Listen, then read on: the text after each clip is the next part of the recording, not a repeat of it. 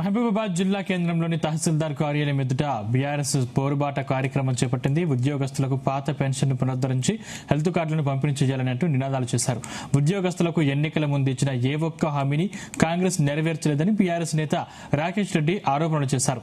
అధికారంలోకి వచ్చి 3 సంవత్సరాలు గడుస్తున్నా ఇచ్చిన వాగ్దానాలను నిలబెట్టుకోలేదని విమర్శలు చేశారు. పెండింగ్ డీఏ, పీఆర్సీలను విడుదల చేయాలని ఆయన డిమాండ్ చేశారు. బీఆర్ఎస్ చేపట్టిన ఈ పోరుబాటకు జిల్లా పార్టీ అధ్యక్షురాలు కవిత, మాజీ ఎమ్మెల్యే శంకర్ నాయక్, విశ్రాంత ఉద్యోగులు, బీఆర్ఎస్ పార్టీ నాయకులు, కార్యకర్తలు సంఘీభావం తెలిపారు.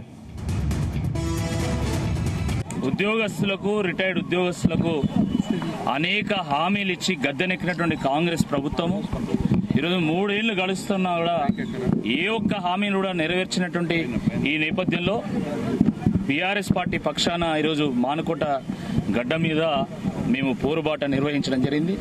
దీంట్లో పెద్ద ఎత్తున టీఎన్జిఓస్ నాయకులు, ఎన్జిఓస్ నాయకులు, అదేవిధంగా మరి రిటైర్డ్ ఉద్యోగుల సంఘాల నాయకులు కూడా వాళ్ళు పాల్గొనడం జరిగింది.